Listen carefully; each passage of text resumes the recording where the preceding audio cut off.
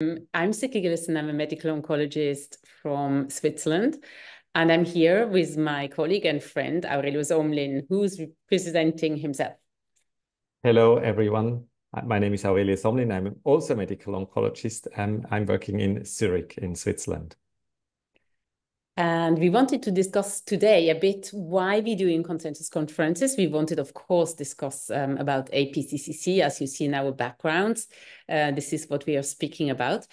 And for all of you who don't know APCCC, it's a conference that we started about 10 years ago. Oh, Aurelius, we should do soon also kind of a party when we have 15 years or something like that. And actually, it kind of started when we talked to our colleagues from the breast cancer field who did in St. Gallen a consensus conference. And we thought, but in reality, also in advanced prostate cancer, we have quite a lot of topics where there is no evidence, sparse or low-level evidence, conflicting evidence, or also different interpretation of evidence.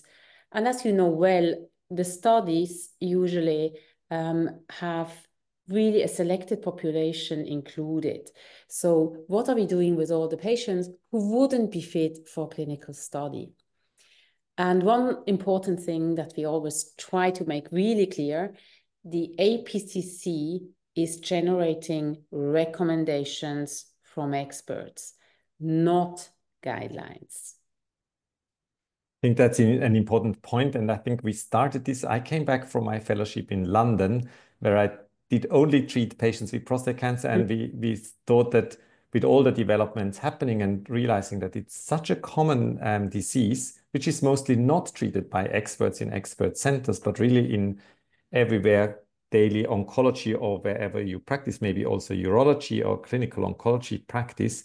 So we thought it would be helpful to get the experts together to discuss these areas and help also translate the knowledge that we have into daily practice. And then actually what we found out by doing is that it is actually logical, but we didn't realize for some years that with the consensus conference, you also can identify gaps of knowledge. So if you have questions where even the experts are very not in one answer option altogether, so where we don't find consensus, but in reality, really the answer options are kind of all over the place. This is maybe really these settings where we should do clinical trials to generate more evidence. Absolutely. And we have defined advanced prostate cancer always as starting from high-risk, localized, locally advanced to the very late stage patients with prostate cancer. And you may see consensus publications quite commonly now when you go into PubMed, and they have different methodology. And so for APCCC, we have, similar to the breast cancer, developed a method where we develop the questions together with all the experts. But rather than trying to get everyone to agree on one statement, we agree on the questions, the relevance of the questions, how we phrase the questions and the answer options. And so from meeting to meeting, it takes place every 2 years. We have developed about 180 questions in 2024, and people voted before the meeting in an online survey on the answer options that were then discussed at the main conference. Yeah, and it sounds so easy, right, to develop questions, but if you ever do it, it's quite complex because it really has to be clear. And yeah, you see here all our panelists. So it was 120 panelists from all over the world. So we try to be very international, and because it's also important to us, to have kind of a diversity in the panel. And yes, you see here, it's really also very multidisciplinary with a urologist, radiation oncologists, clinical oncologists, medical oncologists, but also pathologists, nuclear medicine specialists, radiologists. Did I maybe forgot something? Anyway, so you can see all our panel here. Also patient representative, I think, as an important voice also at the conference. And all these questions now have been summarized into a publication, which is available in European Urology, open access, so everyone can download it. You can also scan the QR code here on this slide. It's a long publication, a lot of pages, because we try to put all the questions into the background. Why are we asking these questions? What is the evidence, or why have we identified areas where there is lack of evidence or conflicting interpretation? We have the voting results, but then most importantly also a discussion of how to put the results into the context. And maybe also some words of caution, because we have seen previously that expert votings, expert opinions may also be proven wrong in future clinical trials. So I don't think they can substitute the strong evidence that is generated by clinical trials. Yeah, I think it's important to make this kind of note of caution, because of course, as you said, you know, like, we are not always right. So only because we have a consensus doesn't mean that's the correct thing to do, but it just means that the experts agree on doing this option. And we wanted to discuss some of these options, and I had the right to choose two. So I want to start with high-risk localized and locally advanced prostate cancer, because that's something we're seeing a lot in our clinical practice now. And the new thing is, as you know, that at least in a lot of countries, we're using now next generation imaging, in that sense here, PSMA PET-CT. And this gives us new information, but sometimes it's quite difficult to understand what we are doing with this new information. And here the question was, in the majority of patients with high-risk localized or locally advanced prostate cancer who are like via or based on the STAMPEDE definition, but are N0 and M0 on PSMA PET-CT. As you maybe remember, in STAMPEDE, PSMA PET-CT was not used, but conventional imaging. And we asked our panelists, what is your recommended treatment? And you see here, there was a minority that would give radiation plus long-term ADT alone. There was, I can't see it really well, but I think it's 68%, so no consensus, but very close to a consensus, would give radiation plus long-term ADT plus 2 years of abiraterone. And then no one would give radiation plus long-term ADT plus docetaxel, so that's quite out, according to our panelists. And 22% would still do surgery, even recognizing, of course, that this is may part of a multimodality approach. And none of the panelists did abstain or felt unqualified to answer. So you see here, so in that situation, still, even with N0, M0 and PSMA PET-CT, the majority of the panelists would go for radiation plus hormonal treatment. And I think that's something that's quite interesting. Aurelius, I think you also said you see that quite a lot now in your practice, that the surgeons say, oh, we also could do surgery. And I think we had a very interesting discussion also with Bertrand Tombol and Johan Strane on Saturday, so 2 days ago. You know, where Bertrand asked, so what is the added value of the prostatectomy? He wants to see the evidence that really this quite big intervention is giving an added value. Don't know, Aurelius, if you want to. I totally agree, and maybe for the people who are not familiar with the STAMPEDE definition, it's T3 clinical, T3 or T4, Gleason 8 to 10 or PSA more than 40, and 2 out of 3 criteria have to be met. And I have to say, at our tumor board, we see many patients every week, because we use MRI for the local staging. So we do T-staging based on MRI. And if the radiologist describes potential extracapsular extension or seminal vesicle infiltration, it's already T3. Gleason 8 to 10 is also quite common. PSA 40, maybe less, with nothing on PSMA PET outside of the prostate. But I think the other constellation is not that infrequent. And yes, of course, our urologists like to operate and often argue that it is a first step, it's a debulking, and possibly the patient doesn't need systemic therapy. And I guess it's a tricky decision compared to 2 to 3 years of combined systemic therapy plus radiation.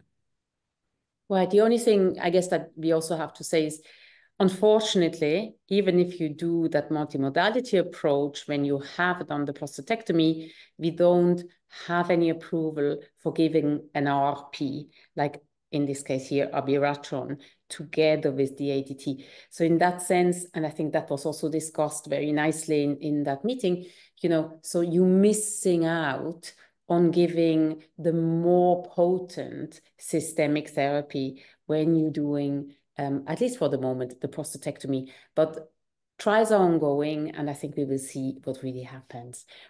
And Absolutely, but I think it shows very nicely how we use a clinical scenario, but add the PSMA PET as an additional layer of complexity, which was not included in Stampede, because I think that's the new standard, hopefully, in many countries, or many countries to come also.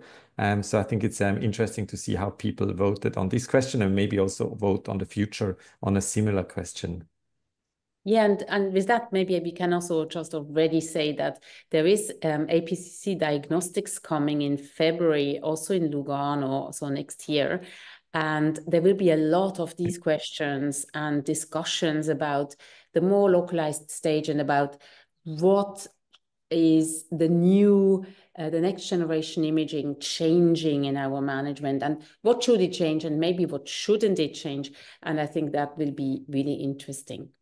And with that, I'm going to my next question, because this is a question I really get asked a lot. And I think we really don't have good answers to that. And that's why I chose this one.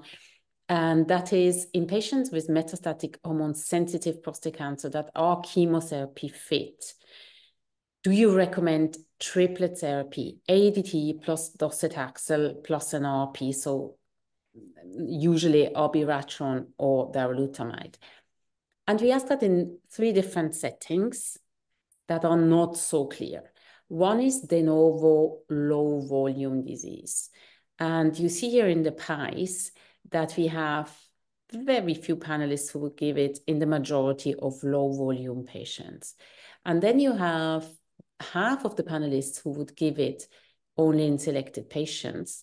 And you have another half of the panelists who would not give triplet to patients with low volume de novo disease. If you go and look at the metachronous, so relapsed low volume disease, so very few would give triplet therapy. There was a clear consensus to not give triplet therapy. And I really think after the meta-analysis of Claire Vail and all was really shown very nicely with a lot of data from all the trials and individual patient data, that the addition of docetaxel alone to ADT didn't give any benefit in this subgroup of metachronous low volume disease. I think that makes a lot of sense. So I would totally agree, don't give triplet therapy in these patients. And then the very rare, but sometimes you see these patients situation with metachronous, so relapsed high volume disease. And you see here, more than 30%, so a third, would give the triplet in the majority of patients. Another 50% of the panelists would give it in only selected patients, and only about 20% would not give it. So I think that's quite helpful, just to see even the panelists are not very secure about situation, at least 1 and 3. So specifically 1 is really kind of half to give it or not to give it. And I think that's quite reassuring that even experts struggle a bit with the data that we have in that situation, where most of the patients were in reality de novo and high volume. Don't know, Aurelius, if you want to add something. I guess the blue part of the pies is always the interesting one. Yes, but only in selected patients, because this is always leaves, of course, room for interpretation. But I've just seen last week a patient with synchronous low burden disease, not very high PSA, very large prostate, bulky lymph nodes in the pelvis, and I just got the biopsy report back today. It's Gleason 10. So even though he's not high volume by definition, I think he has a very aggressive disease, also reflected in a relatively low PSA. So he's someone where I might add chemotherapy, or at least discuss the option chemotherapy with him, because he has also 2 bone metastases, admittedly only on PSMA PET, whether or not we would have seen them on bone scan. But I guess this is a scenario where we could think about a more aggressive treatment approach. I also find it very interesting to see these different disease categories and how people see the value of chemotherapy. And interestingly, in that meta-analysis that I mentioned from Claire Vale, the bulky, the T4s, seem to have quite a benefit from the docetaxel. So I think it's a very good, to think about it in this specific patients. And Yeah, now yeah, exactly. And then, of course, after that, the question of radiation of the primary, but that's a whole chapter in the manuscript, which we cannot address today. I was thinking exactly the same. But I can maybe say that we plan additional webinars on specific topics. So this is only the starting one. And I think these are things that can be addressed in more depth and detail in future webinars. So I have chosen question 44 of the 180, because it's also a situation we see quite commonly. And this is the majority of patients with a confirmed rising PSA after radical prostatectomy. I said we do operation on a lot of high-risk patients. So the chances of biochemical relapse are, of course, also significant. And probably you are aware, or otherwise I can explain, that the EAU has in their guidelines 2 categories of biochemical relapse after radical prostatectomy: a low-risk category with a PSA doubling time of more than a year and ESUB group 1 to 3 cancers, and compared to a high-risk category where the PSA is rising and doubling less than a year, and ESUB grade group is 4 to 5. And we asked the panel members, in case you also have no PET or a negative PET, what is the management recommendation regarding salvage therapy? This is a classical salvage situation. And 11% would go for radiation alone. We did not specify the PSA on purpose in this question. We also have questions where we have set a specific PSA value. 62% would go for radiation and short-term ADT of 6 months. Or we said systemic therapy, mainly ADT, and 26% would use the long-term option of 2 years based on the radicals data, and only 1% would go for systemic therapy alone. I hope this is an outlier, because this is probably not something we should do in these patients, a long-term systemic therapy, especially if PSMA PET is available and we have not evidence of metastatic disease.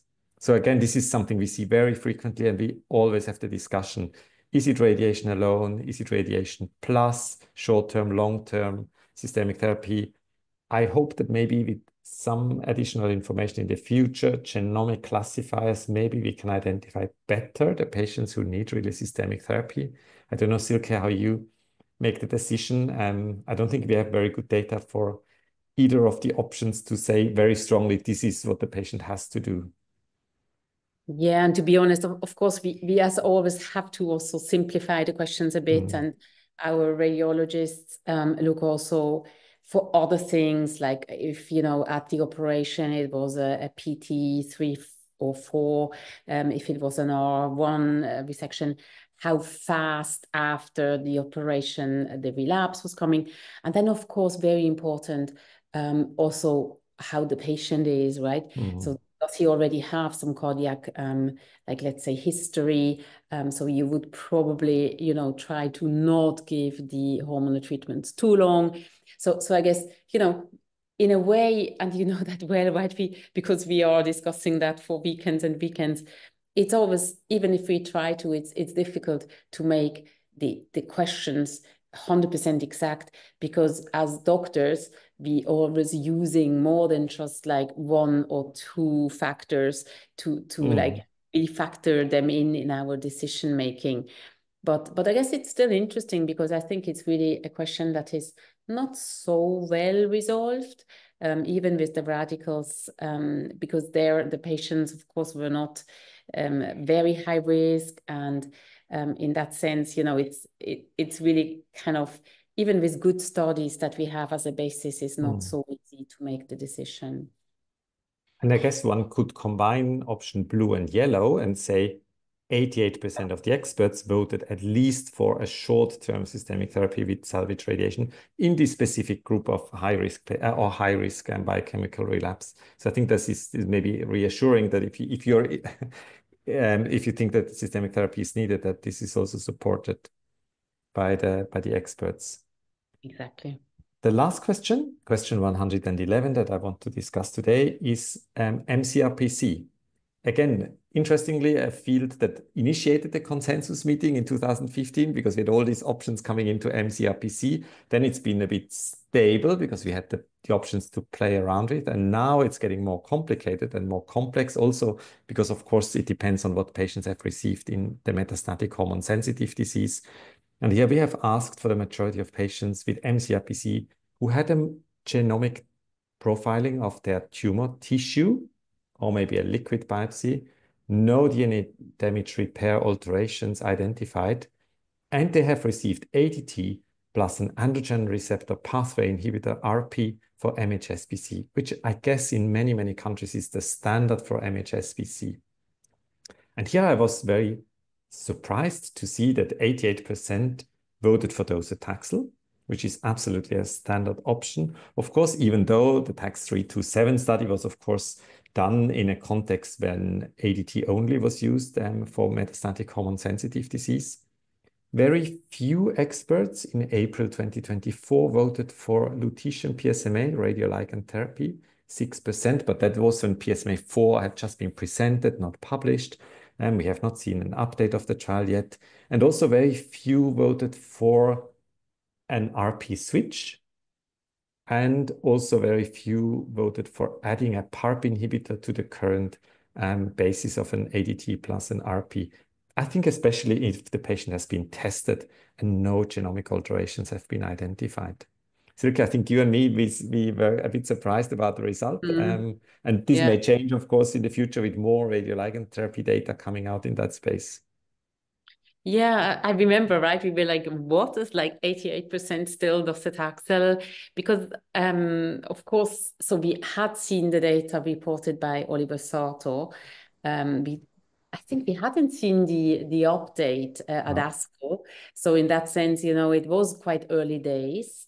But it's still interesting how many of the panelists would go for docetaxel, at least in that situation. And maybe for everyone who's listening to that podcast, to maybe also say that we are making the questions based on that ideal paradise world that you have everything available and everything reimbursed. So here, you know, it's not that people would think, oh, I couldn't give it in that situation. It's really, we always write that in every question that, you know, you have everything available. So what would you do if you would have everything available? And yeah, and I think, you know, it was also a very clear statement of the panelists to not give a PARP inhibitor to patients who have no DDR alteration. And I know now we have that press release, and maybe this is all going to change, that there may be an OS benefit for the combination PARP inhibitor and RP, but again, not you know, after the ADT plus an RP. But still, I think it's quite interesting that only 5% would give a PARP inhibition with an RP. And the other thing that is also quite interesting, I think, is that really very few panelists would go for RP switch. And you know, we discussed that really at length more than once. But at least in our votings, it always comes out that you should not do a direct RP switch. That's never the preferred option in the majority of patients. And still, so many of the ongoing trials, or like also trials in the past, have this RP switch as a control arm. And I think this is really interesting to see here. Exactly. And as you said, it's for the majority of patients. And again, in the publication, we have a whole chapter on oligoprogressive disease, assuming if you did next generation imaging and the patient, of course, they all often progress slowly from the ADT-RP MHSPC combination to MCRPC, and maybe there's always room for, or there may be room for some focal treatment before you switch directly to chemotherapy. But I think it's a general assumption that these patients need a systemic therapy switch, and then chemotherapy in April 2022 was a very strong option here with 88%. Of course, we have also the question what experts would do after the triplet progression, or in patients who had only ADT plus docetaxel. So everything around this MCRPC, and depending on what they have received, is also detailed in the manuscript report. Yeah, and then we're already starting to think about, what will be the new questions for 2026, because of course there have already been changes and papers published, new data have been shown. So it's quite exciting. And Aurelius and I are already like, every time we see something, say, here, there will be a new question and so on. So that will be so the main APCC will be in 2026. So please mark in your calendar, 29th of April to 2nd of May 2026, again in beautiful Lugano. But before that, I leave that to you, Aurelius. There's, as you mentioned, Silke, the APCCC Diagnostics, a spin-off. Also because we always thought it would be nice to have something in the year, because the main APCCC takes place every 2 years. And by the time people may have forgotten that APCCC exists.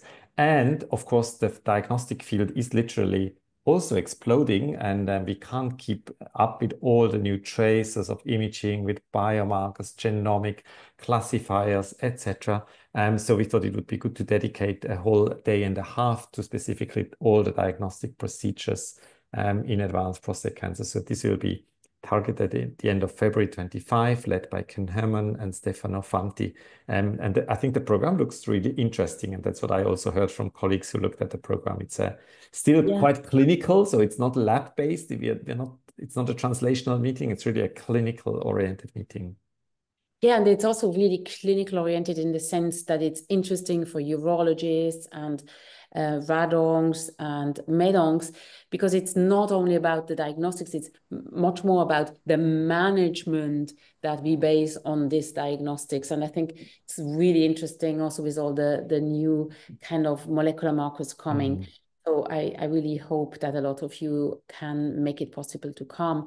And one thing that we hear a lot is that people think they can only go if they're invited panelists to the meetings, but that's not true. So both consensus meetings are open for participants. We have a lot of interesting talks, very good discussions at the meeting. So it's really worth going there, and it's really centered on prostate cancer, and it's really centered on your daily clinical practice. So it's a very practical meeting. So it's not about the future, even if the future, of course, is bright and always very interesting. But we really want, with APCCC, also with the conference, cover the questions of daily clinical practice. So everyone can register and attend. And it's interesting to see, and I think that speaks for the program, not praising ourselves, but that these top world experts that attend APCCC are usually in the room paying attention to the lectures, because they are high level or high quality lectures of experts on clinical daily problems and how we solve them. So I think it's really also interesting for people who do maybe a lot of research in prostate cancer, how the general management is done, how we integrate the data that we have just seen in the past 2 years into the daily routine. Exactly. So and with that, I really hope to see you in Lugano. So either in February or in April or both.